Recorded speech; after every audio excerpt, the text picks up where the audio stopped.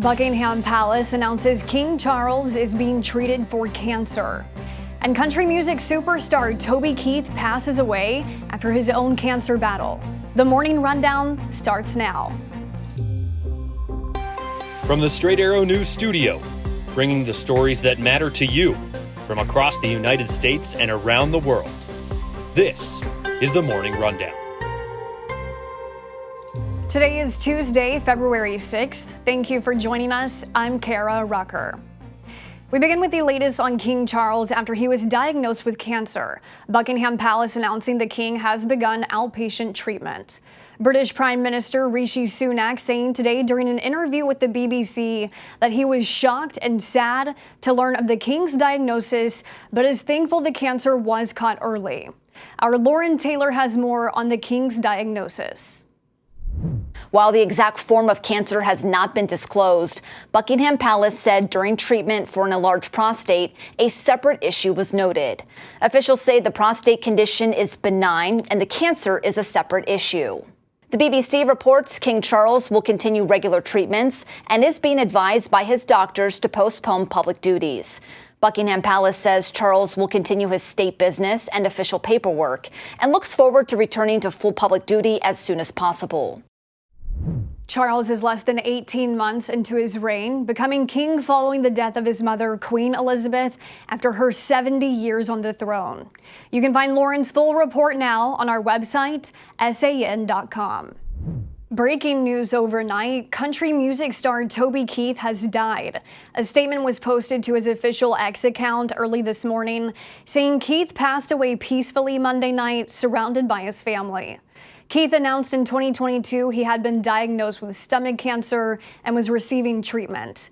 The statement read, "He fought his fight with grace and courage." The country icon, known for songs such as Should Have Been a Cowboy and Red Solo Cup, was named Artist of the Decade at the American Country Awards in 2011. Toby Keith was 62 years old. At least 3 people have died as a severe storm system sweeps through California. All 3 were killed by fallen trees. Heavy rainfall led to flooding and mudslides throughout the state. About 38 million people are under flood alerts in the region. 250,000 homes and businesses remain without power in central and northern California. The National Weather Service calling it one of the wettest storms in Los Angeles since records have been kept dating back to the 1870s. In a 24-hour period, nearly a foot of rain was measured at the University of California at Los Angeles. The White House has pledged federal aid should California need it. The Senate is scheduled to vote tomorrow on a $118 billion package with funding for Ukraine, Israel, and border security, which has become a point of tension. The House is taking an alternate route. After declaring that package dead on arrival, the House is looking to pass a standalone bill for aid to Israel. In response, President Joe Biden has come out to say he would veto the House bill if it passes and lands on his desk.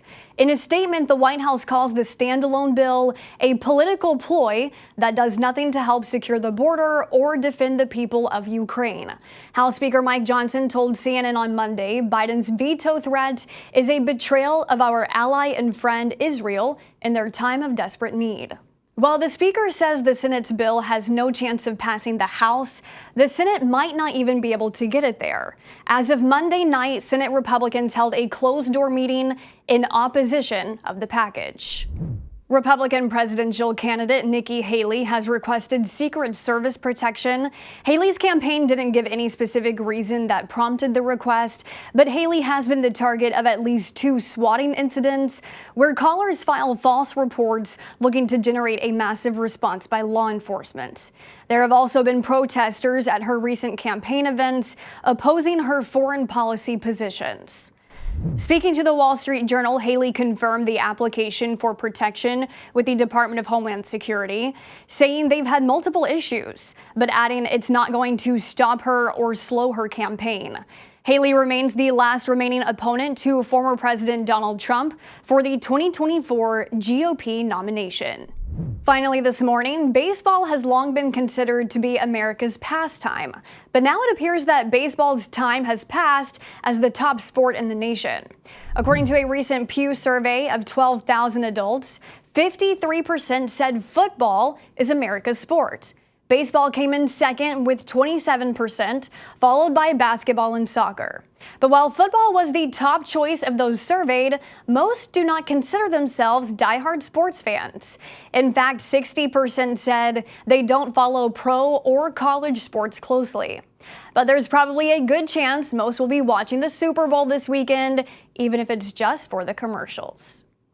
These are your top stories for this Tuesday. You can now connect with the Morning Rundown in a variety of ways, including subscribing to our podcast or signing up for our newsletter. Just go to san.com/rundown for more details. Unbiased, straight facts, that's Straight Arrow News. We'll see you back here tomorrow. Until then, I'm Kara Rucker. Have a great day.